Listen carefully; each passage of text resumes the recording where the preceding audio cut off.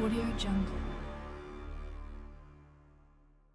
Saudos irmãos com a maravilhosa paz de nosso Deus. Aqui estamos mais uma vez, queridos irmãos, para mais um estudo de lição de escola sabatina. E desde já, meu querido, seja bem-vindo, queridos internautas, que o Espírito Santo de Deus esteja sobre cada um de vós e mais possamos ter o desejo de estar fazendo a vontade de nosso Pai que está nos céus. Amém? Vamos nesse momento, irmãos, já te convido desde já para que possa curtir os nossos vídeos, compartilhá-los com seus amigos e assim podermos levar a palavra de Deus um pouco a mais a muitas pessoas que tanto necessitam ouvir mensagens de verdade.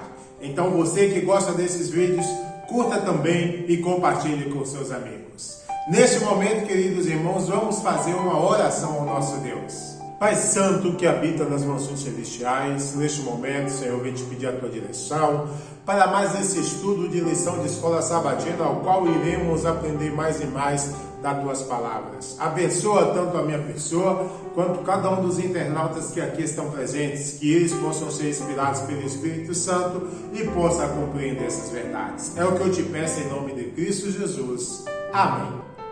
Agora sim, queridos irmãos, estamos aptos a esse estudo e que o mesmo seja unicamente para a honra e glória de nosso Deus.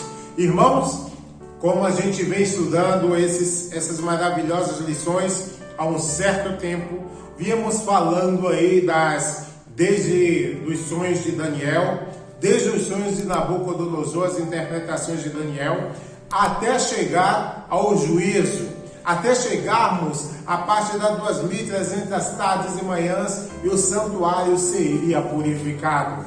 E hoje, queridos irmãos, vamos estudar mais uma parte muito interessante dessa lição, que vai trazer grandes ensinamentos para nós.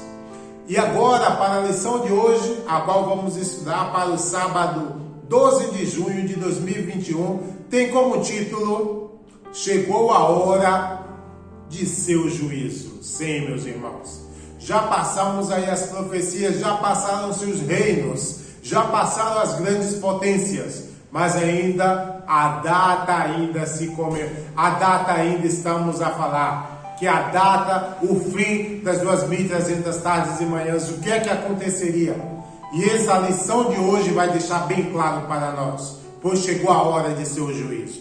Para a introdução dessa lição, vamos ler o que está em Apocalipse 14, versículo 7, que diz assim: temei a Deus e dai-lhe glória, porque é vinda a hora do seu juízo, e adorai aquele que fez o céu, a terra, o mar e as fontes das águas. Querido irmão, aqui está falando justamente desse juízo, a qual há muito estamos falando, a qual os reinos passaram, as profecias foram se cumprindo, e esse dia deveria chegar. E vamos ver, irmãos, como se acontecia esse juízo, como é que antecedia, por que tem esse juízo. Vamos ver uns exemplos que tinham na terra, e esses exemplos são tirados de onde? Vamos, irmãos, nos acompanhem nesse maravilhoso estudo. O primeiro subtítulo dessa lição diz assim: serviços no santuário terrestre. Sim, existia um santuário terrestre também, que era a figura do que existe nas mansões celestiais. E tudo que fazia no santuário terrestre, simbolicamente representava o que é feito também nas mansões de Deus. E vamos a esse estudo. A primeira pergunta diz dessa maneira: como estava dividido o santuário terrestre? Que fazia o pecador arrependido sobre o sistema de sacrifícios? Queridos irmãos, para nos ajudar a responder essa pergunta, também a segunda pergunta, eu quero convidar aí um casal, ali os nossos irmãos Wagner e a nossa irmã Eudilene, que vai participar conosco nessa oportunidade. Irmãos, sejam bem-vindos e compartilhem conosco este aprendizado. Saúdo-vos com a graça e a paz de Cristo. Paz e graça, meus amados irmãos. Mais uma vez queremos agradecer o convite. Estamos aqui participando dessa maravilhosa lição que vai nos falar hoje sobre o santuário, Então, vamos falar, e a primeira pergunta, vamos responder a primeira e a segunda pergunta, juntamente com a minha esposa, Vamos A primeira pergunta: como estava dividido o santuário terrestre? Bem, o santuário terrestre estava dividido em duas partes, que é chamado de lugar santo e lugar santo dos santos, que normalmente chamamos de lugar santíssimo. Bem, o lugar santo estava ali localizado o candelabro, né? A mesa e os pães da preposição.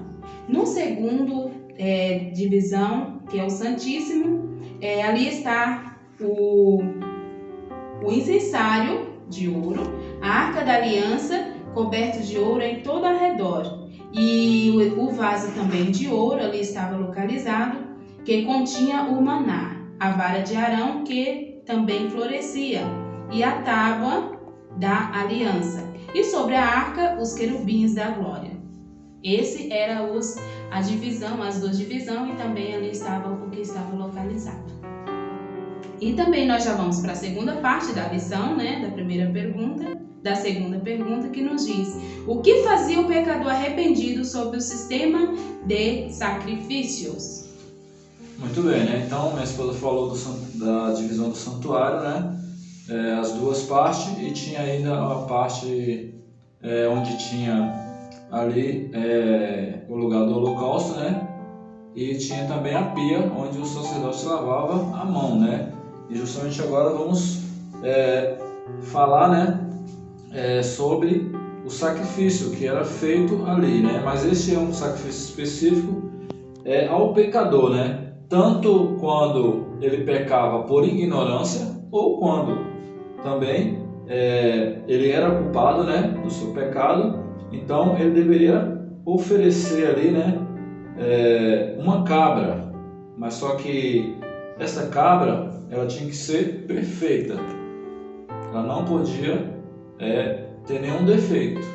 Então o pecador confessava, né, com as mãos na cabeça do animal, e o próprio pecador ele tinha que degolar o animal. Então depois disso, né, como diz Levítico, que ele tinha que degolar o animal no lugar do holocausto. Então, depois que era feito, ele degolava o animal, então vinha o sacerdote e pegava o sangue.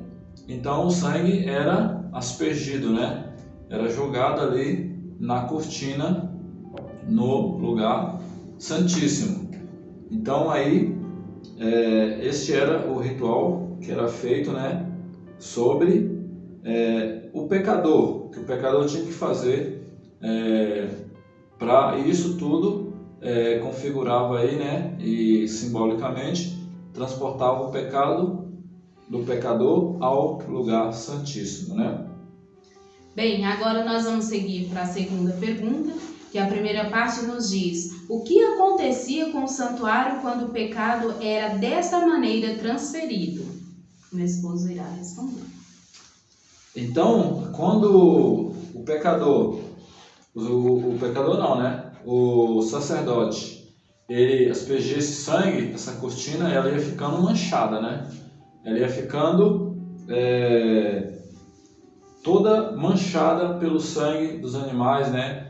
E os ritos que ia sendo feito, né? Tinha de manhã e à tarde oferecia o sacrifício, né? Então, imagina como ficava aí essa cortina, né? E essa cortina, ela tinha que, como ela era manchada, tinha que acontecer algo para que pudesse tirar, né, essa mancha, né? Então, mas neste dia, se chamava dia da purificação, tinha que fazer um ritual. E nesses dias era dia de expiação. Teria que ter santa convocação. Teria que afligir as almas. Naquele mesmo trabalho, não podia fazer o quê? Não podia trabalhar. Estava todos voltados para este ritual, que era o ritual da expiação, que era um ritual para purificação do santuário, né? Mais à frente vai falar, né? E qual era este dia? Vou perguntar agora para minha esposa, qual era este dia que era um dia separado para fazer a expiação, né? Para fazer todo este ritual de purificação do santuário, né? Onde as pessoas ali estavam com seus corações voltados para esta purificação, né? Deixavam os seus trabalhos, deixavam de fazer as suas coisas ali, se vestiam de saco, né? Em humilhação, né? Perante o Senhor, para que pudesse alcançar aí o perdão pelos seus pecados, nesse ritual, nessa cerimônia, né? Então, que dia que era esse? Era no dia 10 do 7º mês, né? Que era o dia da expiação. Muito bem, né? Então, que Deus possa abençoar para que possamos compreender estes ritos cerimoniais que apontava, né, o nosso Salvador, né? Amém. Amém. Deus abençoe. Muito obrigado, queridos irmãos, por mais uma vez estar aqui conosco e colaborando aí nesse maravilhoso estudo. Que o Espírito Santo de Deus nos abençoe onde quer que estejam. Acredito que agora em São Paulo, que o Espírito Santo de Deus possa estar com cada um de vocês. É uma alegria tê-lo sempre aqui conosco. Amém, irmãos? Vamos lá a comentar um pouco aí das respostas muito bem faladas aí de nossos queridos irmãos, muito bem respondidas. E aí vamos ressaltar como estava dividido o santuário terrestre. A irmã Odilene deixou bem claro, né? Estava dividido entre duas partes, o lugar santo e o lugar santíssimo. Algo interessante, mas fora desse santuário existia ainda dois móveis, existiam algumas coisas ali. Sim, esse lugar que também fazia parte aí do santuário é chamado de átrio. Mas quando se fala aí do santuário, a gente só pega como base o lugar santo e o lugar santíssimo. Mesmo que os ritos começassem antes ali no altar de sacrifícios, depois passando aí pela pia de bronze, a gente só fala aí do santuário, a parte central do santuário, esses dois lugares, que era de suma importância ali para o povo de Israel, ao que representava todas as coisas e como deveria acontecer, que o Senhor já tinha dado a Moisés para que os mesmos acontecessem. Que fazia o pecador arrependido sobre o sistema de sacrifícios? Isso é muito interessante. A gente sabe que o homem, ele é responsável pelo seu pecado, né? E como diz que o salário do pecado é a morte, alguém tem que morrer por esse pecado. E Deus aí, por meio para que as pessoas pudessem entender o que aconteceria um dia, deixou isso bem claro. Se uma pessoa cometesse um pecado, ou mesmo os sacrifícios que eram feitos às 9 da manhã e às 3 da tarde, que era por toda a nação, ali era colocado a mão sobre a cabeça do animal, e ali era transferido simbolicamente os pecados para o animal, e o animal era degolado. Sim, meus irmãos, a gente pecava e o animal que pagava por isso. Mesmo a gente sofrendo as consequências do pecado, no sistema de sacrifícios, o pecador, mesmo arrependido, ele tinha que dar essa oferta pelo pecado. E vamos lá a mais para sabermos um pouco mais sobre esse assunto. De acordo com a segunda pergunta aí, respondida pelo nosso irmão Wagner, o que acontecia com o santuário quando o pecado era dessa maneira transferido? O irmão Wagner respondeu muito bem, só comentando um pouco. Ele deixou bem claro, quando se matava o animal, o sangue era levado ao véu ali no lugar santo e era aspergido, borrifado, como muitos, aspergido, né? Pegava assim e aspergia. E como é que ficava aí? Que dia ocorria a purificação anual do santuário? Olha, irmãos, isso é bastante interessante. O santuário tinha sacrifício todos os dias, mas o dia de purificação, de limpeza do santuário, para que tudo ficasse limpo, acontecia apenas uma vez por ano. E quem entrava aí, vocês sabem, é muito claro, né, que os sacerdotes entravam até o lugar santo, mas o lugar santíssimo era a entrada uma vez ao ano para a purificação do santuário. Tá bom, irmãos? Para a purificação do santuário. E quando é que isso ocorria? Aos 10 dias desse 7º mês, será o dia da expiação. Lá para outubro, para 20 a 22 de outubro, era o dia da expiação no calendário de hoje. Então aí vemos essas duas perguntas sendo respondidas, e que assim a gente possa ter mais curiosidade para entender sobre o santuário, que é um estudo muito interessante, que dá vontade de aprender mais e mais. Que você, meus irmãos, possam ter o desejo de aprender mais sobre essas verdades. Amém? Que Deus nos abençoe. Vamos agora ao segundo subtítulo dessa lição: o serviço de purificação. E a terceira pergunta diz desta maneira: como se levava a cabo a purificação simbólica? Que fazia o sumo sacerdote depois de ter terminado o serviço no lugar santíssimo? Era realmente apagado o pecado por meio do sangue de animais? Irmãos, para responder esta pergunta, eu quero convidar ali o nosso irmão que está ali no Peru, o missionário Kaique, que vai colaborar conosco nessa oportunidade. Irmão, é contigo. Que a paz de Deus esteja em vossos corações. Para mim é uma alegria, uma vez mais, poder participar no estudo da lição de Escola Sabatina, respondendo a pergunta 3, a mesma já foi lida pelo nosso moderador, Wilton Andrade. Com referência ao santuário, Levítico, capítulo 16, versículo 19, diz que o sacerdote o purificará ou santificará da imundície dos filhos de Israel. Todos os dias, os pecadores traziam seus sacrifícios para o santuário, de onde recebiam o perdão dos seus pecados confessados. E que, de certa forma, os pecados eram transferidos para o santuário terrestre. E como resultado, apreciado irmão, o santuário foi contaminado. Portanto, tinha que passar por um processo de purificação periódico, e era necessário para limpar o santuário dos pecados nele registrados. E era chamado de Dia da Expiação, e era celebrado uma vez por ano. Como uma pergunta: como o povo de Israel, os filhos de Israel, poderiam contaminar o santuário sabendo que o povo nem mesmo tinha permissão para entrar em seus recintos? Se eles não tinham permissão para entrar no santuário, como o santuário era contaminado? Bom, os sacerdotes carregavam seus pecados até que estivessem no sangue dos animais. O sacerdote depositava os pecados simbolizados pelo sangue contaminado dentro do santuário. No entanto, uma vez por ano, os pecados acumulados eram transferidos de volta, mas dessa vez para ser removido do santuário. Por meio desse serviço, o santuário foi purificado. Os pecados foram completamente banidos do acampamento, onde era uma sombra da maneira como Deus pretendia remover os pecados desse mundo do universo. E Arão, Moisés, o sacerdote, eles aspergiam, ou borrifava, ou molhava superficialmente algo com pequenas gotas de sangue do tabernáculo em todos os vasos do ministério. O santuário, todos os utensílios que tinha dentro do santuário terrestre era purificado, era borrifado, molhado com gotas de sangue.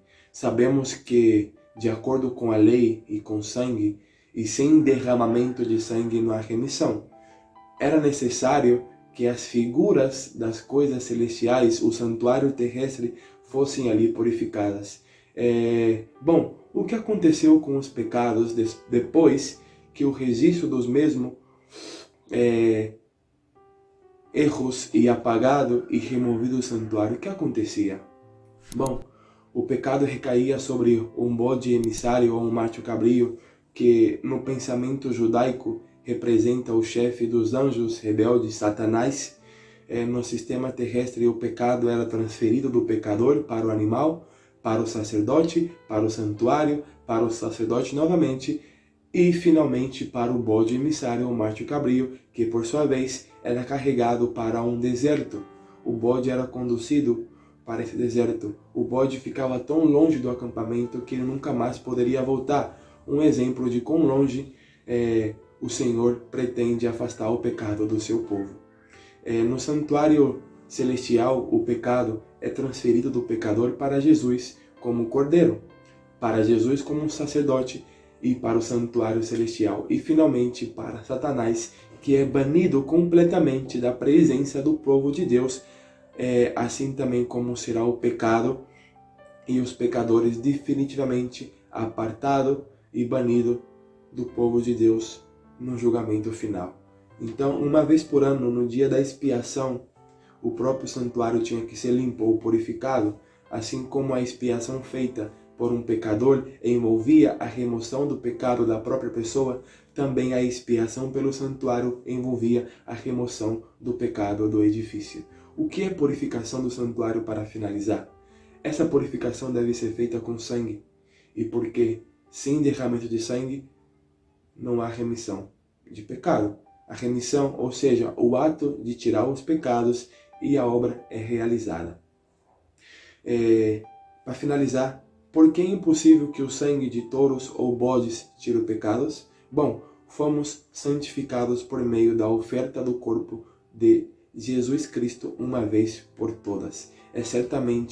E sabemos que todo sacerdote está de pé, dia após dia, ministrando e oferecendo os mesmos sacrifícios muitas vezes, manhã e tarde, que nunca podem tirar os pecados. Mas Ele, Cristo, tendo oferecido um único sacrifício pelos pecados para sempre, sentou-se à direita de Deus. Então, o precioso sangue de Cristo, eu acredito que o sangue estará no trono de Deus para nos lembrar por todos os séculos da eternidade que nossa salvação foi comprada por um preço tão alto, o precioso sangue de Cristo. Portanto, fomos resgatados, comprados e liberados por um preço muito alto, que é o sangue de Jesus. No serviço simbólico, o santuário foi purificado pelo sangue dos sacrifícios de animais, mas as coisas celestiais são purificadas pelo sacrifício perfeito do sangue de Jesus. O santuário terrestre foi modelado após sua contraparte celestial e serviu para ilustrar as amplias implicações do plano de salvação. Que o Senhor nos abençoe e que cada dia podamos compreender os ritos sagrados que se realizavam no santuário terrenal, que era um modelo do que Cristo está realizando no santuário celestial. O Senhor nos abençoe e nos guarde. É meu desejo em Cristo Jesus. Amém. Abraço. Muito obrigado, irmão Kaique, que Deus te abençoe e que continue te usando nesse ministério, em todo o trabalho que o irmão esteja fazendo aí no Peru. Que Deus te abençoe sempre, querido. E assim, meus irmãos, a gente vê aí a resposta da terceira pergunta, muito bem respondida aí pelo nosso irmão, pausadamente, conceituadamente em todas as suas respostas. Que Deus te abençoe. E aí, irmãos, aprendemos muitas coisas que é muito interessante. E quando se fala do santuário, devemos nos apegar aos detalhes e como acontecia todas as coisas. Aqui a gente ouviu falando, né? A porta do tabernáculo colocava a mão sobre a cabeça do bode emissário e conversava sobre todas as iniquidades dos filhos de Israel e todas as suas transgressões, segundo todos os seus pecados, pondo sobre a cabeça do bode. Irmãos, tem uma parte muito interessante que a gente estudando sobre o santuário. Antes de pegar qualquer bode, era escolhido 2, na verdade. E aí era lançado sorte sobre esses animais para ver o que morreria pelo pecado do povo e para ver quem levaria a culpa dos pecados. E aí depois que era lançado sorte, o sumo sacerdote aí fazia a transferência do pecado para o bode. E esse bode, ele era levado para o deserto, para ali morrer. Isso é uma representação também chamada o bode emissário de Azazel. Também é conhecido aí por Satanás, como foi respondido. Porque no final de todas as coisas, meus irmãos, a gente sabe, Cristo levou o quê? A culpa dos pecados. Levou sobre ele os nossos pecados. Mas quem é que vai pagar ainda um grande preço por esses pecados? Assim como é aquele bode que era levado no deserto para lá morrer, também Satanás será levantado para que possa ser o primeiro entre os ímpios a ser queimado pelo fogo e ser destruído. É uma representação. É tudo simbólico, mas também ao que vai acontecer. E assim como Cristo levou a culpa e morreu por nossos pecados, como um Cordeiro de Deus, assim também Satanás, Azazel ou o bode emissário também levará a culpa sobre todos os pecados. Então que Deus nos abençoe para que possamos ter mais e mais desejo de aprender sobre esses assuntos. Amém? Vamos agora, irmãos, ao próximo subtítulo da lição, que diz assim: a purificação do santuário celestial. E a quarta pergunta diz dessa maneira: quem deu a Moisés o plano para a construção e serviços do santuário? Segundo que modelo era esse? E quem é o sumo sacerdote no santuário real? Nessa oportunidade, queridos irmãos, estarei respondendo para vocês cada uma dessas perguntas da quarta pergunta. Então vamos ver. Então a gente sabe, que quem deu a Moisés o plano para a construção e os serviços do santuário foi o próprio Deus. Assim como está lá em Êxodo, diz assim: conforme a tudo que eu te mostrar, para modelo do tabernáculo e para modelo de todos os seus pertences, assim mesmo o fareis. Não era apenas fazer o tabernáculo, mas sim como era feito cada peça do tabernáculo, como era feito aí a mesa dos pães asmos, o candelabro, o incensário, a arca da aliança, todas essas coisas, assim como o altar de sacrifício, altar de bronze, todas essas coisas foram dadas a medidas para ser feito de acordo à vontade de Deus. E isso é interessante, meus irmãos, que foi o próprio Deus que mostrou a Moisés como deveria ser feito assim o santuário na terra.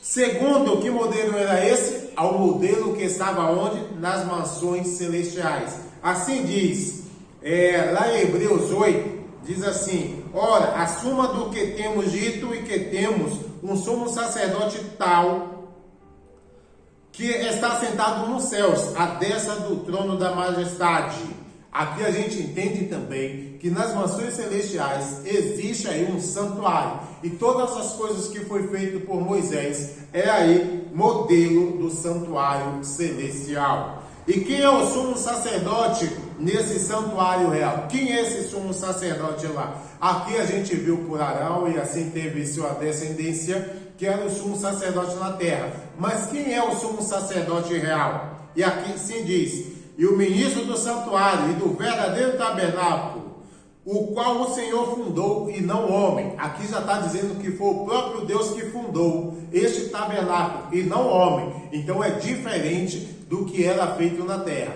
E aqui na nota diz assim: a purificação tanto no serviço típico como no real deveria executar-se com sangue. No serviço típico era executado aí a transferência de pecado com a morte dos animais. E no real, como deveria ser? No primeiro, com sangue de animais, aqui diz, e no último, com sangue de Cristo. E agora Cristo, irmãos, será o sumo sacerdote também, agora nas mansões celestiais, para continuar o trabalho. E isso é algo interessante, meus irmãos, que nós podemos ver que a ovelha que ali era morta, o animal que era morto ali, era em representação de Cristo. E Cristo agora será o sumo sacerdote nos céus, a qual estaremos aí na presença dele para sermos julgados de acordo à sua vontade.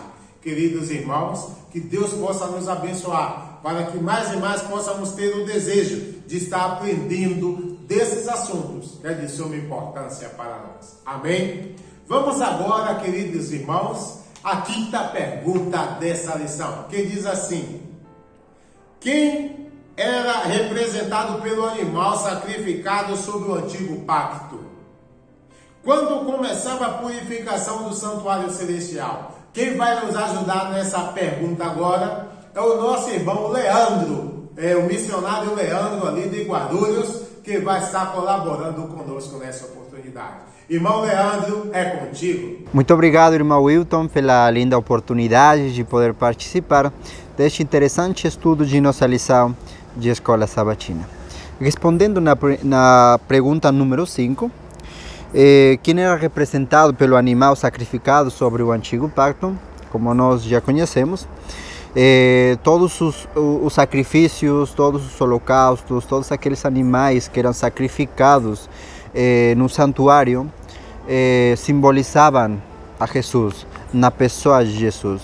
É por isso que quando o João Batista ele vê Jesus vir hacia ele faz uma exclamação que encontramos no livro de João, capítulo 1, versículo 29, e ele diz: eis o Cordeiro de Deus que tira o pecado do mundo. Ele sabia que a pessoa que estava vindo hacia ele, ou seja, Jesus, ele era o Cordeiro, ele era o tipo do antitipo, ele era a representação literal da representação simbólica que eram os cordeiros e os animais que eram sacrificados no santuário. A sua pergunta, quando começava a purificação do santuário celestial, como nós já conhecemos, a lição passada nós estudamos das 70 semanas, que terminava no ano 34, que até aí haviam já passado 490 anos, então, e vimos também que faltava 1810 anos para se completar as 2300 tardes e manhãs. Então, somente a gente pode fazer uma soma do ano 34 mais 1810 anos, chegamos ao ano 1844. Para ser mais exato, o 22 de outubro de 1844 começou essa obra de purificação, essa obra de expiação, essa obra de juízo investigativo lá no santuário celestial, onde cada caso se está decidindo. Começou pelos mortos e não sabemos se já começou ou vai começar ainda com os vivos. Nessa obra se está decidindo o teu caso, se está decidindo o meu caso, sim? E nós, como povo de Deus, temos que estar preparados para que quando chamem o nosso nome, nós sejamos achados certos para entrar lá no céu e viver com Jesus pela eternidade. Muito obrigado por escutar, que Deus te abençoe.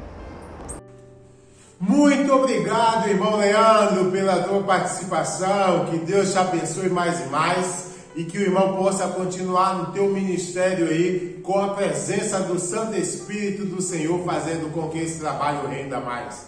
Então, meus irmãos, que seja de bênção esse grande estudo para você e para cada um de nós. E aí a gente viu essa maravilhosa resposta aí pelo nosso irmão Leandro. Amém, irmãos? Então, quem era representado pelo animal sacrificado sobre o antigo pacto, o animal era representado por quem agora? O irmão deixou bem claro, por Cristo Jesus, assim como diz. E quando começou a purificação do santuário celestial, como a gente veio dizendo desde o começo, né? Ao final aí, das 2300 tardes e manhãs, o santuário deveria ser purificado. E isso, o irmão já deixou bem claro, que dá trazemos até o ano de 1844.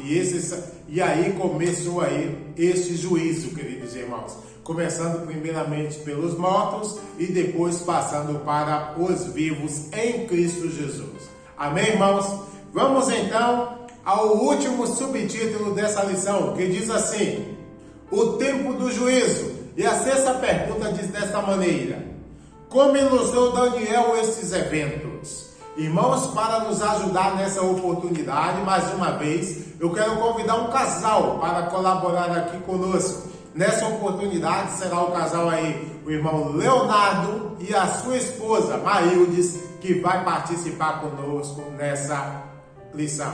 Então, irmãos, sejam bem-vindos desde já. Que a graça e a paz de Jesus Cristo seja com todos os irmãos e que louvado seja Deus porque nos tem dado a sua graça, nos tem compartilhado, nos tem dado sabedoria para estudarmos esta lição tão maravilhosa que tem como título Chegou a Hora do Juízo. E agora nós já no último subtítulo, o tempo do juízo, nós vamos aí comentar com as maravilhas que Deus ele fez para nós, a revelação que Deus nos deu com relação a esse grandioso e tremendo evento que nós hoje temos a oportunidade de estarmos vivendo, pois somos o povo do juízo, somos o povo que vive no tempo que está ocorrendo esse juízo e devemos nos preparar. E nós vamos ver então agora, como já foi falado pelo irmão Wilton, como Daniel ele ilustrou estes eventos. Como então aí, irmã Maíldes, foi ilustrado tais eventos por Daniel? Como um juízo onde o grande ancião de dias era o próprio Deus, onde aqueles que milhares e de milhões que os assistia são os anjos que representam ministro e testemunha neste juízo, e um que aparece que vinha nas nuvens dos céus como filho do homem, que é o próprio Cristo. Muito bem, então aqui nós vemos, depois, irmãos, que acabou-se ali, terminou a profecia dos 2.300 anjos, dos 2.300 anos, iria dar-se início então a um evento. Todos aqueles que viviam naquele tempo, Guilherme Miller, eles acertaram a data, eles acertaram quando começou, quando iria terminar, só que eles erraram em um ponto. Eles pensaram que o santuário a ser purificado era a terra, mas na verdade o santuário a ser purificado era o santuário celestial. E nós vemos ali que Jesus Cristo, como diz a nota, a vinda de Cristo aqui descrita não é a sua segunda vinda à terra. Ele vem ao ancião de dias no céu para receber o domínio, a honra e o reino, os quais lhe serão dados no final de sua obra de mediador. Cristo agora, ele iria passar do lugar santo ao lugar santíssimo, dando ali então o início ao tempo do juízo. E olha que interessante, quando nós lemos ali no capítulo 7 de Daniel, nós vemos que quando o Filho do Homem ele vem ao ancião de dias, um pouco antes, diz assim, que quando o ancião de dias se assentou e que os milhares e milhares, como a irmã Maíldes falou, que eram os anjos que representam ali estão ali como ministros, como testemunhas, ali nós vemos que abriram-se livros. Que livros é esse? São livros que fazem parte do juízo, desse trabalho que Cristo iria realizar no santuário celestial. Porque quando nós voltamos atrás e lembramos do trabalho que o sumo sacerdote ele realizava aqui na terra, quando era chegada a hora da purificação, como o povo deveria ficar no grande dia da expiação, nós vemos aqui que essa purificação era um símbolo da purificação que deveria acontecer no céu. Cristo agora, quando ele passa ao lugar santíssimo, também é examinado ali os livros. Que livros? O livro da vida, onde estão ali escrito o nome de todos aqueles que aceitaram a Cristo como seu Salvador, que aceitaram servir a Deus. Está ali também o livro das memórias, onde está registrada ali toda a boa obra dos santos. Ali também nós vemos o livro do pecado, onde consta ali todos os pecados dos homens. Então, aqui nós vemos o quê? Um cenário de um juízo, onde Cristo ele vai mediar por quem? Pelo seu povo. O povo, aquele que aceita, aquele que rejeita o mundo, aqueles que querem servir realmente a Cristo, eles serão aprovados nesse juízo. Sabemos o dia, a nossa hora, porque esse juízo ele começou primeiro, segundo a inspiração, ele começou com os mortos. Nós não sabemos ainda quando. Muito obrigado, irmã Maíldes, pela tua resposta. E aí, pela colaboração do nosso irmão Leonardo aí, afiado e respondendo esse assunto. Lembro-me aí, tempos de seminário, era um dos assuntos que mais gostávamos aí de estar estudando. E o irmão Leonardo, por isso, tem essa sede de compartilhar esses maravilhosos estudos. Que Deus nos abençoe. Vamos agora à 7ª pergunta, que diz assim: que mensagem especial enviou o Senhor àqueles que viveriam após esse tempo? Sobre quem seria finalmente colocados os pecados que foram confessados e perdoados por meio do sangue de Jesus? Irmão Leonardo, continue essa resposta, é contigo. Muito bem, obrigado, irmão Wilton, por compartilhar conosco aí de novo. Aí agora vamos então a essa última pergunta. Aqui, irmãos, no livro de Apocalipse, capítulo 14, nos versículos 6 e 7, olha, eu quero dar leitura na íntegra. Diz assim: e vi outro anjo voar pelo meio do céu, e tinha o evangelho eterno, para proclamar aos que habitam sobre a terra, e toda nação, e tribo, e língua, e povo, dizendo em grande voz: temei a Deus, e dai-lhe glória, porque vinda é a hora do seu juízo. Adorai aquele que fez o céu, a terra e o mar e as fontes das águas. Irmãos, a mensagem que Deus enviou para seu povo era: filho, começou o tempo do juízo. Filho, prepara-te para encontrar com o Senhor teu Deus. Abandone sua vida de pecado. Abandone tudo aquilo que te afasta da minha presença. O Senhor nos chamou a atenção ao trabalho que Cristo iria desempenhar agora. Lá no Antigo Testamento, o trabalho que era feito na purificação era o quê? Já na segunda parte, os pecados eles eram colocados sobre o bode emissário e enviado a uma terra distante para nunca mais voltar à congregação de Israel. Desta mesma maneira, quando Cristo termine o seu trabalho no santuário celestial de purificação, de limpeza do santuário celestial, todos os pecados confessados e perdoados do povo de Deus, eles serão lançados, serão transmitidos, assim como no santuário celestial era para o bode emissário, serão passados ali agora para Satanás.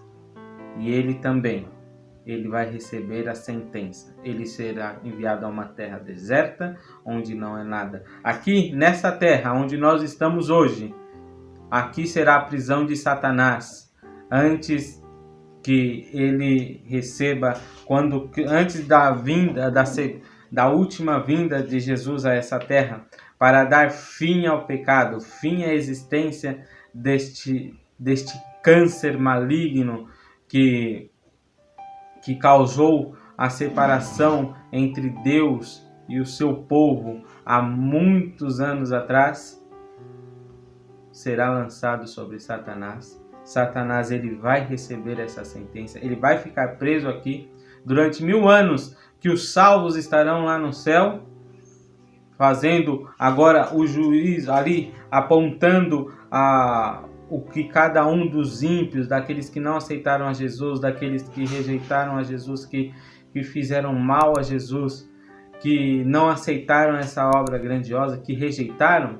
Bom, cada um vai receber a sua porção, porque Deus ele é um Deus de justiça, e essa justiça ela sempre entrou, sempre esteve em vigor, e por esse motivo que Satanás ele será eliminado na destruição final, ele será executado e nunca mais haverá o pecado. E diz, olha que interessante o que diz aqui na nota: quando Cristo, pelo mérito de seu próprio sangue, remover do santuário celestial os pecados de seu povo, Ao encerrar-se o seu ministério, ele os colocará sobre Satanás, que na execução do juízo deverá encarar a pena final. O bode emissário era enviado para uma terra não habitada, para nunca mais voltar à congregação de Israel. Assim será Satanás para sempre banido da presença de Deus e de seu povo, e eliminado da existência na destruição final do pecado e dos pecadores. Queridos irmãos, oxalá nós estejamos entre os salvos, não entre aqueles que serão destruídos juntos com Satanás, juntos com a exterminação do pecado. Oxalá nós possamos, irmãos, a cada dia nos preparar. Nós somos privilegiados por ter essa mensagem, e você também, querido amigo internauta, que talvez que não conheça, mas que está assistindo por primeira vez, Jesus te ama e Ele quer salvar-te. E Ele quer que seu nome esteja escrito no livro da vida. E quando seu nome seja passado em revista, seja examinado, possa ser colocado lá: o sangue de Jesus purificou todo pecado. Não é a minha vida que vai estar escrita ali. Quando vê ali no livro da vida Leonardo, Maildes, Wilton ou qualquer dos irmãos que estudam, qualquer pessoa que aceitou a Jesus Cristo como seu Salvador, que decidiu dizer não ao mundo e sim a Cristo, não vai ver o que ele fez, senão vai ver a vida perfeita de Jesus, os 33 anos de vida que Jesus viveu aqui, perfeitos, sem mancha, sem ruga, sem qualquer inclinação ou propensão ao mal. Vai ver ali a vida perfeita de Jesus. Que o Senhor nos abençoe e nos guarde. Amém. Amém. Muito obrigado, queridos irmãos. Que Deus nos abençoe sempre. Aí, queridos irmãos, vimos as respostas aí do nosso irmão Leonardo e da nossa irmã Maildes, que sempre tem colaborado conosco aqui quando tem uma oportunidade. Então, que Deus nos abençoe mais e mais. E aqui a gente viu assuntos muito interessantes. O irmão Leonardo abarcando aí assuntos de abertura de livros, de muitos assuntos que é de suma importância e aguça a nossa curiosidade.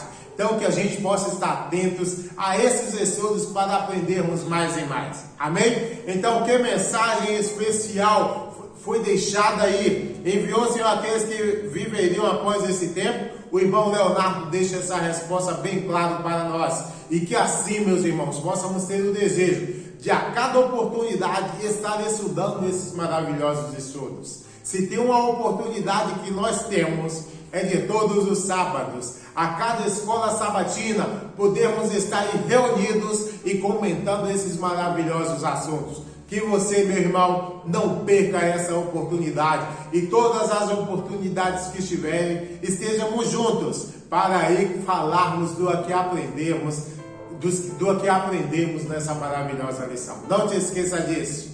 E que Deus possa nos abençoar, que assim como foi essa lição, cheio de conhecimento, assim possamos ter mais e mais estudos sobre a palavra do Senhor. Que sejam de bênçãos para mim e para você. Amém? Neste momento, queridos irmãos, vamos mais uma vez nos dirigir em uma oração ao nosso Pai que está nos céus.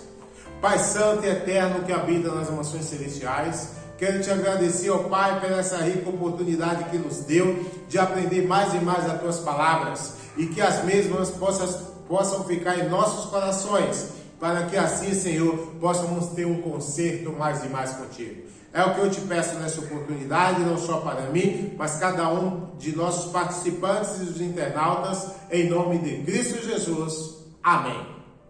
E queridos irmãos, nos vemos na próxima semana, se assim Deus permitir.